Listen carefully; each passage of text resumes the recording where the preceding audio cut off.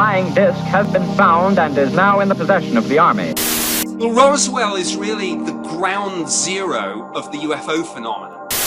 On the afternoon of the 8th, it says that the Roswell Army Airfield captures flying saucer on a ranch in Roswell region. And the key piece to this, now this is an afternoon newspaper from the Roswell Daily Record, the intelligence office of the 509th Bombardment Group at Roswell announced at noon today that the field has come into possession of a flying saucer. That's after a disturbing report that a flying saucer had been found there. What happened after that reads like an X-Files script. With the release of the book, The Day After Roswell by Colonel Philip Corso, the controversial issue of whether the United States came into possession of extraterrestrial technology became a subject of contention among believers and skeptics alike. In his book, Colonel Corso claimed he spearheaded a super-secret reverse engineering project that seeded extraterrestrial technology into American corporations such as IBM, Hughes Aircraft, Bell Labs, and Dow Corning. These corporations had no knowledge of the extraterrestrial origins because Corso, through his contacts, had implied that the technology was clandestinely obtained from the Soviet Union. He described the devices found on board the Roswell craft and how they became the precursors for today's integrated circuit chips. Fiber optics, lasers, night vision equipment, super tenacity fibers such as Kevlar plastic armor, stealth aircraft technology, and Star Wars particle beam devices. He also discusses the role that extraterrestrial technology played in shaping geopolitical policy and events, how it helped the United States surpass the Russians in space, spurred elaborate Army initiatives such as SDI, Star Wars projects, and ultimately brought about the end of the Cold War. Colonel Corso's claims were nothing new to anyone familiar with UFO history. However, instead of hard-to-trace stories from nameless witnesses, Colonel Corso had been upfront about his involvement in the situation. This has come as somewhat of a surprise to many, considering Colonel Corso's long and distinguished career in the military. His service included being an intelligence officer on General Douglas MacArthur's staff during the Korean War, a member of President Eisenhower's National Security Council, as well as head of foreign technology and Army research and development at the Pentagon in the early 1960s. While Corso could have made up the entire story, it's difficult to find any good explanation why he would want to do so, considering that UFO books are rarely bestsellers. Colonel Corso's book, however, seems to corroborate the claims of others that some of our modern technology was gleaned from extraterrestrial sources. In 1989, a man known as Robert Scott Lazar decided it was time to shed some light on this topic. He contacted a local news station in Las Vegas with the sole desire to make his story public. The show aired and Lazar started his streak of incredible admissions. He claimed that he'd been part of a top-secret government program known as Galileo, where he worked as a physicist to reproduce alien technology recovered from otherworldly crafts. The entire operation was carried out 10 miles south of Area 51, inside an underground, ultra-secret facility dubbed S4. The base entrance leaned perfectly on the steep mountain slope and was perfectly camouflaged using natural material. Inside were a total of 9 aircraft hangars where extraterrestrial crafts were stored.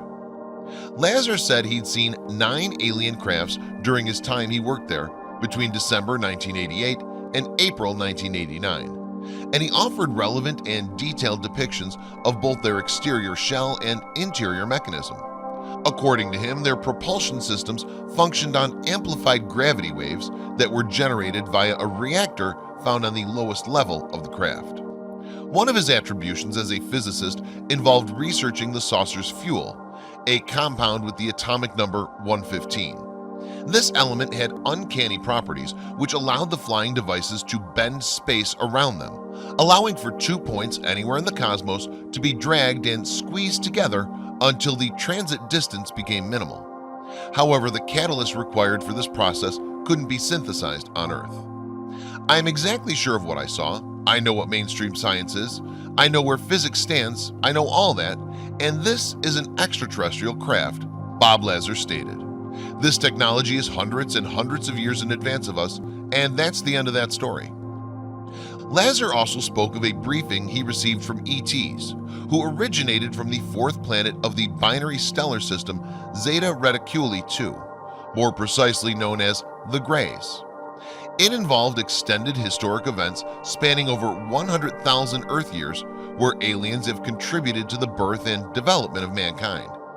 He also disclosed facts about the flying shield he'd worked on. Its diameter stretched 9 to 12 meters. Its interior had a commanding console and tiny seats that seemed rather fit for children than a full-grown individual. He caused a great deal of excitement and intrigue inside the UFO community, with many people coming forward after his brave attempt to disclose the truth. It became difficult to check on Lazar's background. His hospital birth certificate, college papers, and employment proof were all missing for some reason, and there was no proof of him working at the Los Alamos National Laboratories either. However, not all traces were erased, as his name and picture were discovered printed in the July 1982 edition of the Los Alamos Monitor. It showed Bob Lazar leaned over a jet car, and his employment status referred to him as a scientist with Los Alamos. Lazar's claims have a solid reasoning and background, together with notions denoting a veritable background as a physicist and engineer.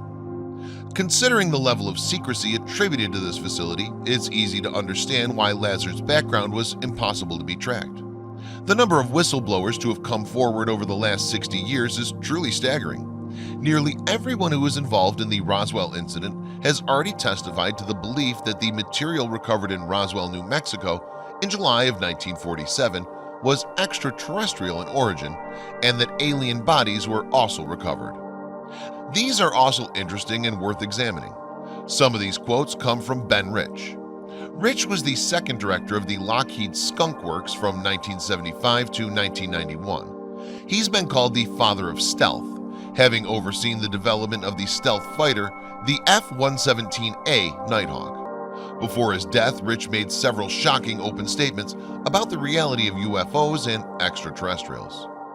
We already have the means to travel among the stars, but these technologies are locked up in black projects, and it would take an act of God to ever get them out to benefit humanity. Anything you can imagine, we already know how to do it. We now have technology to take ET home. No, it won't take someone's lifetime to do it. There's an error in the equations. We know what it is. We now have the capability to travel the stars. Edgar Fausch at the International UFO Congress held in Laughlin said that near anti-gravity vehicles, the so-called TR-3B, were coated in something called quasi-crystals, which made the triangles almost invisible to radar.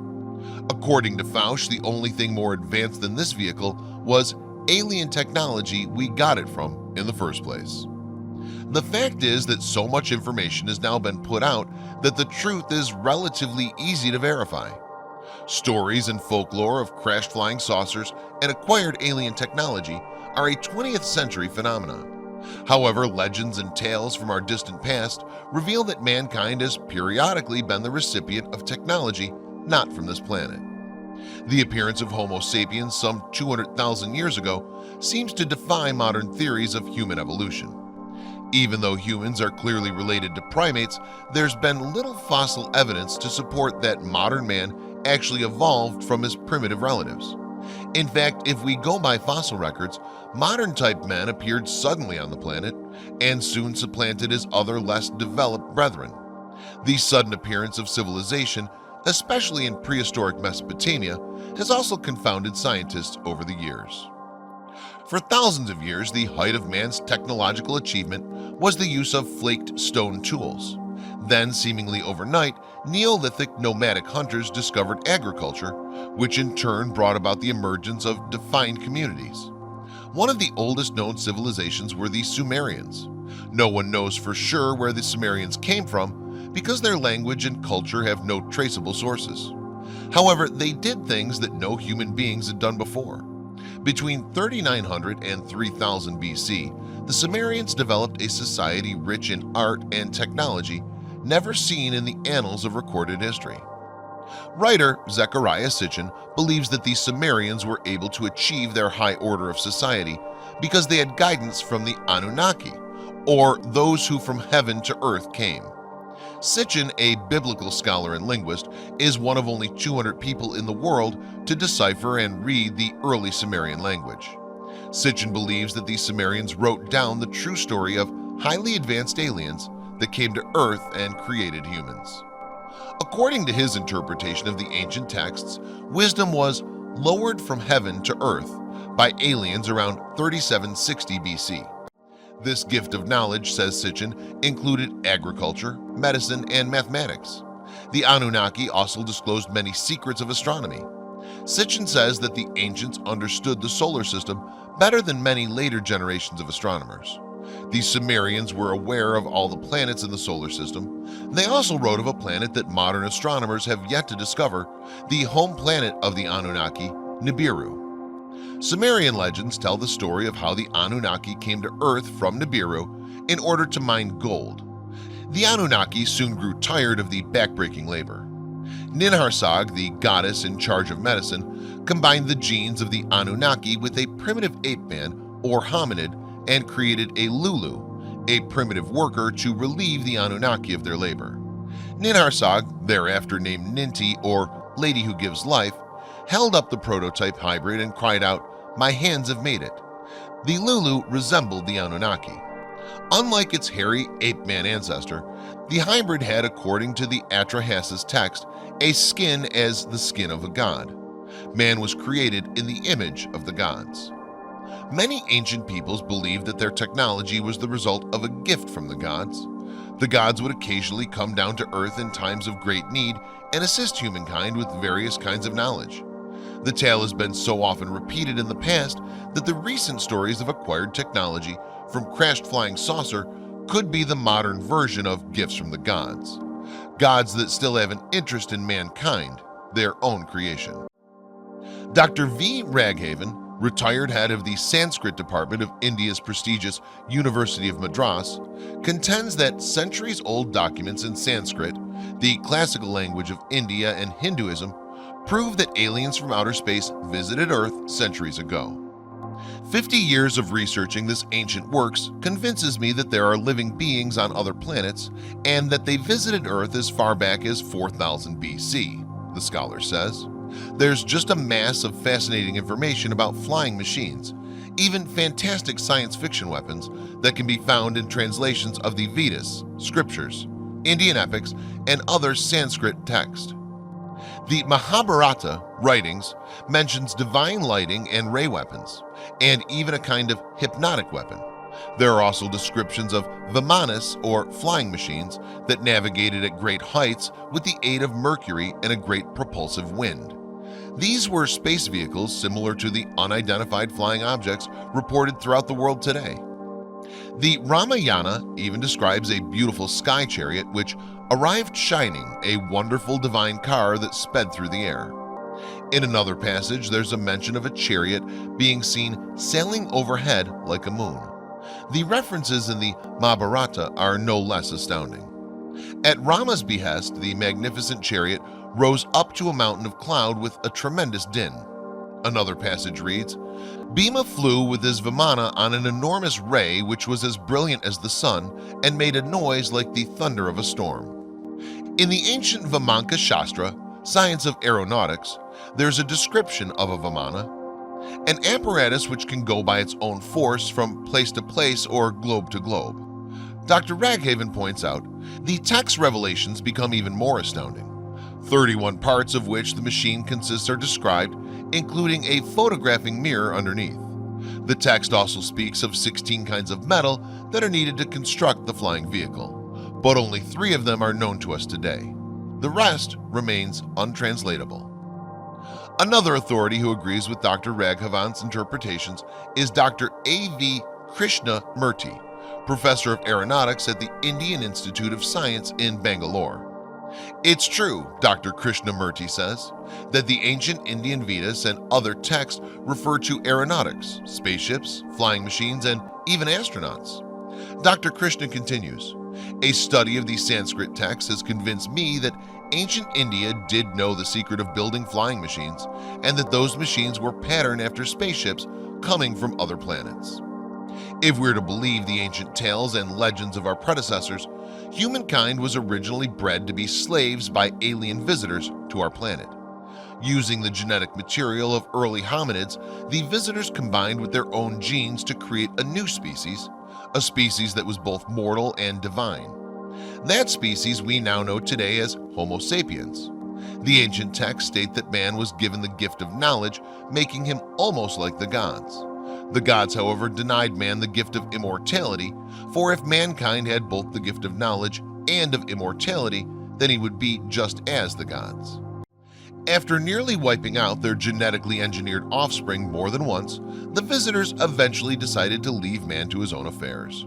They have, however, continued to interact with man at various times in history. Priesthoods and mystical orders were established. The mysteries taught were called Gnosis, or knowledge. These secrets were the secrets of science and technology, hidden in a veil of religion and mysticism. The mysteries were taught by scientifically educated humans, initiated into a bond with the extraterrestrials and preserving their teachings. Unfortunately, over the centuries, the scientific knowledge and teachings degenerates and is lost, so an occasional reseeding of knowledge is necessary. This process continues today. Abductions and other forms of contact with UFOs seems to indicate a vast, subtle education system that interacts with people on an individual level, but is ultimately geared to influence mankind on a far larger scale. We must consider that UFO crashes were deliberate acts to infiltrate new technology to mankind. Recently, stories have surfaced about what the Army or Air Force supposedly did with the downed alien spacecraft. Nuclear-powered engines, advanced communications, and computers, all of which were 100 years beyond post-World War II technology, were allegedly taken from the alien wreck and later sent to the Bell Systems Bell Laboratories, then located in Murray Hill, New Jersey. There, the technology was studied, dissected, microanalyzed, and tested. One piece was supposedly found to be a switching device composed of silicon and arsenic arranged in a microscopic array much more complicated than anything made at the time. The device became the priority focus of Bell Labs and the U.S. Department of Defense's analysis and scientific research. It was discovered by the researchers that the unusual electronic alien device could act as both a high-speed electronic switch and as an amplifier. They decided to call it the transfer resistor because it could be made to resist or accept power flow at much higher or lower currents than were applied to it, depending upon unique application of electron flows. The alien silicon amplifier switch, evaluated in October and November of 1947, was discovered to have enormous implications. The alien device was allegedly 100 years beyond the then simple junction diodes commonly in use at the time by military electronics. Yet it was reportedly determined at the time that simplified versions of the alien devices could be manufactured by the effecting of several upgrades to existing technology. Then President Harry S. Truman ordered the devices cloned and a cover story manufactured. He was supposedly quoted as saying, "We can't keep so earth-shaking a technological advance out of the hands of mankind. It just isn't right." In mid-December of 1947, to effect a plausible cover story, the DoD and Bell Labs purportedly manufactured a series of press releases that stated, "After a 2-year-long extensive research effort, discovery of the transistor had at last been accomplished, supposedly by Bell Labs researchers." Since that time, the Bell System and Bell Labs, in the hands of successor company AT&T and its partly owned subsidiary Lucent Technologies, have continued to maintain the transistor story for all of posterity while quietly covering up the real tracks that led the alien devices to Bell Labs. Colonel Corso, however, says that the device in the famous transfer resistor test rig at Bell Labs is in fact back-engineered from the original extraterrestrial integrated circuit array of transistor-like circuit pieces found in one of the alien communication devices at the crash site in Roswell, New Mexico. It's allegedly been reported that it took a year or more for Bell Labs to then figure out how to commercially produce the devices. Reportedly, subsequent technology obtained over the course of the next 10 years by Bell Labs from the pieces of the wreck delivered to them by the DoD included the laser, advanced solid-state circuit components, large-scale switching control systems, and high-definition imaging devices. However, some devices from the downed alien spacecraft are still not fully understood to this day. Allegedly, these include a high-energy microwave amplifier that has the secondary effect of decomposing solid objects into their molecular components, a form of circuitry that runs on other than electrical power, using particles thought to have very short half-lives in the natural universe, muons. A huge induction generator-like coil system, some 50 feet in diameter, which appears to implement part of some aspect of the vehicle's ability to perform unique flying characteristics and aerobatics.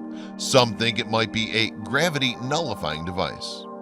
Sources have said that in 1948 and 1949, thinking that the aliens might object to this research, the US government hurriedly erected anti-missile batteries in the surrounding Watchung Mountains of New Jersey, near Bell Labs' Murray Hills facility, to protect it from space invasion. It's not known if this is any indication that the Department of Defense deliberately shot down a spacecraft and feared reprisal. The alleged space defense anti-missile batteries along the Lookout Mountain Ridge north of Bell Labs is now abandoned and partly overbuilt by a regional high school. On the Lookout Mountain Nike base, there were supposedly frequent alien anti-invasion readiness exercises and drills throughout the 50s, 60s, and early 70s. Notably, their frequency reportedly increased anytime UFO sightings were reported to the US Air Force, particularly in the New Jersey flight corridors. Claims of acquired extraterrestrial technology have been further confirmed by Colonel Steve Wilson, US Air Force retired, former head of Project Pounce, an elite Air Force National Reconnaissance Organization Special Forces unit which allegedly retrieves downed UFOs. Colonel Wilson reports that the first successful U.S. anti-gravity flight took place on July 18, 1971 at S4 Dreamland, Area 51, wherein light bending capabilities were also demonstrated to obtain total invisibility. Present at this flight were notables such as Admiral Bobby Inman, former National Security Agency Director, who is now head of SIAC, Science Applications International Incorporated, in San Diego, California, which makes the anti-gravity drives. Colonel Wilson also revealed that the recent announcement by Lockheed about an unmanned electric propulsion reconnaissance drone with short wings named Dark Star was a cover project. The exotic technology being concealed is designated the X-22A and manufactured by the Lockheed Skunk Works at Hallandale, California. This craft is an operational, two-man, wingless anti-gravity vehicle. Its metallic structure in flight is hidden by an intense bluish-white light, which pulsates off and on at about 2-second intervals. Colonel Wilson also states that the mysterious black helicopters spotted around the country are US-made anti-gravity craft designated the XH-75D or XH Shark, made by Teledyne Ryan Aeronautical Corporation of San Diego. He says that many of these XH-75Ds were assigned to the Delta National Reconnaissance Organization Division, which retrieves crashed UFOs. Russia is reported to have its own anti-gravity vehicles. Paul Stonehill, a Russian UFO investigator, reports that the Russians in April 1988 started using space-time bending anti-gravity technology to do time travel. In June 1997, a Washington, D.C. area intelligence official, who's been quite reliable in the past, has indicated that China has now acquired anti-gravity technology. There have been reports that Nazi Germany obtained extraterrestrial technology from a crashed disk sometime during World War II. That technology was subsequently stolen by the Soviet Union at the end of the war. But it wasn't until the 1980s that the Soviets were able to effectively back-engineer some of the technology for their own use. Some witnesses of the Roswell incident spoke about a material resembling lead foil that wouldn't crease or dent, and that would return to its original shape. The July 1997 edition of Ambassador, the in-flight magazine of TWA, featured an article about a new technology called carbon nanotubes. Carbon nanotubes are fullerene-related structures which consist of graphene cylinders closed at either end with caps containing pentagonal rings. They were discovered in 1991 by the Japanese electron microscopist Sumio Ujima. Carbon nanotubes are between 10 and 100 times stronger than steel with 1/6 the weight. It can crumple without breaking, then spring back to its original shape. Within a few years, it may be used to reinforce airplane wings and tether satellites to the Earth. The carbon nanotube is thinner than a pencil lead and made entirely of interlinked graphite atoms. This is the strongest material known, reports Thomas Ebbison, a professor of chemistry at Pasteur University in Strasbourg, France, and a pioneering expert on the filaments. Rice University physicist Peter Nordlander goes a step further, echoing the views of most researchers working on the tubes. This is quite probably the strongest material that can be made. The evidence is overwhelming that man, over the centuries, has somehow obtained science and technology far beyond their current knowledge base. St. Augustine wrote of temples around Greece and Egypt that had perpetual lights, unaffected by wind or rain. An underground chamber of the Temple of Hathor at Dendera shows priests carrying what looks like giant electric lamps, their filaments depicted as snakes. This is at least one artifact that proves beyond all doubt that one civilization in the ancient world possessed technical knowledge which no modern scientist had previously suspected. As it was found in the sea off Antikythera, a small island northwest of Crete, it's known as the Antikythera mechanism. Though it's over 2,000 years old, it represents a level which our technology did not reach until the 18th century. If the insight of the Greeks had matched their ingenuity, the Industrial Revolution might have begun 1,000 years before Columbus. By this time, we would not merely be puttering around on the moon, we'd have reached the nearest stars, wrote Arthur C. Clarke in Technology and the Limits of Knowledge. The Kimba Airplanes are golden artifacts found in Colombia and made by the Kimba civilization. Dated between 1000 BC and 1000 AD, many represent modern airplane designs and are considered to be out of place or unexplainable artifacts. The models, measuring 2 to 3 inches each, are described in mainstream archaeology as depicting birds, lizards, amphibians, and insects common in that region. Many are still on display in the Museum Bogota. What makes these airplane models so amazing is that they are aerodynamically accurate. In 1994, German aeronautical engineer Peter Belting and Konrad Lubbers created larger-scale radio-controlled models of these artifacts. They proved that the designs fly with both simple single-propeller power and jet power.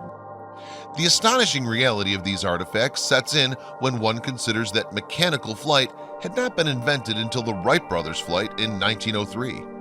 How then could the pre-Columbians of 1000 BC understand the advanced concepts of aerodynamic lift and design?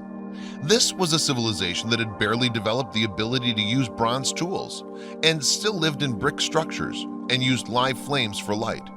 There can be only one plausible explanation. Alien beings were present at this time and likely built these winged creatures of the air. The Kimba airplanes are small-scale replicas of these flying machines built by the Kimba people, who likely thought these were magical creatures and hoped small versions would bring magic powers for the owners of these gold artifacts. Did the aliens fly in them and cross land masses and oceans, visiting many parts of the planet, as many primitive civilizations documented? Hidden away in the Istanbul Archaeology Museum in Turkey for a quarter of a century, Zechariah Sitchin convinced the museum that this artifact may indeed be ancient. It's described as a sculpted scale model of what, to modernize, looks like a cone-nosed rocket ship. Powered by a cluster of 4 exhaust engines in the back surrounding a larger exhaust engine, the rocket ship has room for a sole pilot, shown and included in the sculpture.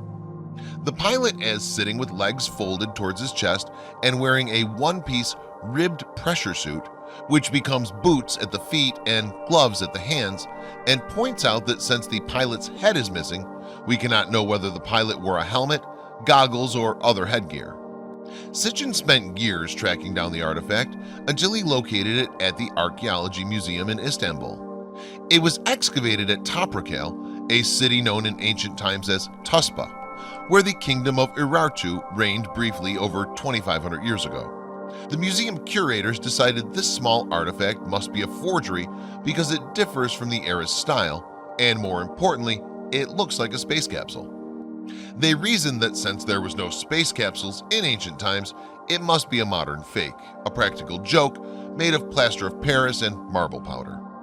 However, during Sitchin's visit to Istanbul and the museum in September of 1997, he met with the director, Dr. Pasinli, who took the artifact from a drawer and allowed Sitchin to examine and photograph it.